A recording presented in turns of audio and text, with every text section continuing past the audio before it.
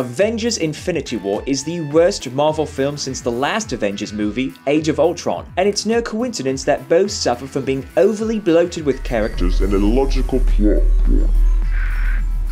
There's no limit.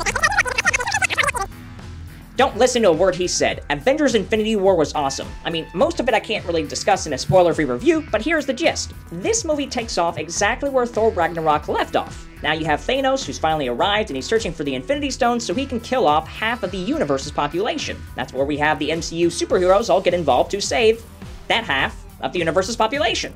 When a movie puts war in its title, it better not be a letdown in the action department, and this movie definitely was not. I mean, you have all these different sets of characters throughout the universe that they're fighting this big battle with Thanos. It's pretty good. One of the best things about this film is that it is a true ensemble movie, and not, mainly an Iron Man movie or mainly a Captain America movie. All of the characters are given their ample time to shine on screen and actually impact the story, rather than simply being a talking head for Tony or Captain.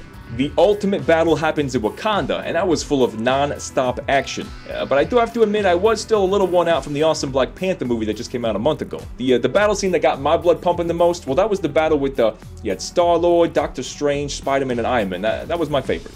The battle on Titan with the Iron Man group, that is some of the most unique action sequences that incorporate each of the characters' abilities. You have a Spider-Man swinging through Doctor Strange's portals, then Iron Man comes in to attack, and then Star-Lord, well, he always uses his best abilities, cracking jokes. There are so many giggle bits in this movie. It seems like the Marvel movies are allowing themselves to have more fun ever since the original Guardians of the Galaxy came out. They made Thor funny in Ragnarok, and they decided to pair him up now with the Guardians of the Galaxy group, and it was flat out hilarious. I mean, my favorite scene in the whole movie was the deep voice contest they had between Thor and Star-Lord. It was pretty good. Because there are so many characters and the filmmakers actually trying to give them character development, a lot of the dialogue, it just feels stilted. They have a limited amount of time and they're sometimes forced to spell some things out to, move the story along. And the scenes with Vision and the Scarlet Witch, they're the worst offenders. Their first scene is filled with dialogue that you just know is a setup for an emotional payoff later. The second scene, well, that's just expositional dialogue to move it on to the third scene, which, surprise, surprise, yes, it is an emotional callback to the setup from the first scene. Don't listen to a word he said. This movie has the best dramatic arc for Vision out of all of the Marvel movies. This movie had its fair share of suspense and surprises throughout. I mean, it opens up with a bang from scene 1, and then you're never really sure who's gonna survive Thanos' warpath. Although you do know there's gonna be another Guardians, Black Panther, and Spider-Man movie, so that kind of takes the suspense away a little bit, but that's just the downfall of the entire Marvel Cinematic Universe, and not the fault of this movie in itself. This movie also suffers under the weight of the 18 movies that came before it. Every character needs to be introduced, and their worlds need to be arranged so they can fit together. This means there's a good 30 minutes of the film where characters are simply introducing themselves to each other and explaining their abilities. It also means the powers and knowledge learned in the other films are ignored in order to serve the plot of this installment. Well, actually, I have to agree with him on that one. The Avengers films do ignore a lot of the elements from the individual films. For example, take Doctor Strange. He has the ability to rewind any bad thing as they happen, just like he did in his standalone film. Every single fight. Oh, I'm losing. Rewind. Let me try again. The one question I did have was, where was the awesome stuff from Wakanda in this movie? Where's the remote piloted aircraft? Where's all the awesome weapons? Why do they have to resort to the hand-to-hand combat with spears to fight the evil space dogs? I don't know. Finally, let's discuss the ending.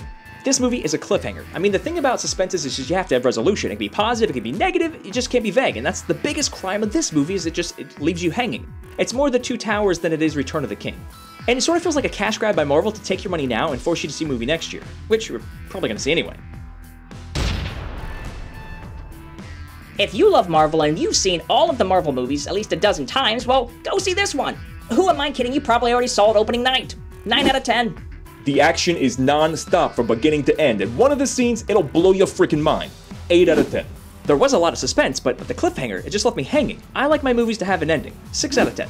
I was laughing throughout the entire film. I mean, you had Thor joking with Star-Lord, Tony joking with Doctor Strange, and Bruce not being able to turn into the Hulk. I mean, it was all pretty good stuff. 9 out of 10. After a string of outstanding Marvel movies, to say that this one was a letdown, well, that would be a huge understatement. 4 out of 10. We here at Who's Review give Avengers Infinity War the overall rating of To Be Continued. This movie has everything you're looking for in a Marvel film. You have laugh-out-loud comedy, dramatic character arcs, and, crazy blow-you-away action sequences. However, this movie doesn't really have an ending. It doesn't. You should know you're going into a 2-hour plus movie that will leave you with no resolution whatsoever, not at least until the next Avengers movie comes out. And how they conclude the story could change your opinion on this movie. So for this movie, this review, right here, it's to be continued. Well, there you have it. That's a review of Avengers Infinity War. Have you seen it? What do you think? Are we right on? Way off? Let us know in the comments section below and we'll check it out and respond. As always, if you want to stay up to date on all things Who's Review, make sure you like us on Facebook, follow us on Instagram, and most importantly of all, subscribe to this YouTube channel. We thank you guys for checking us out here at Who's Review, where everyone's a critic.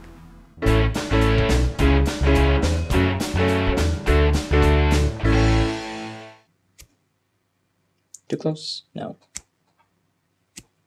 Spread out, a hand spread out to do this full circle, maybe here, with a little Popeye eye squint.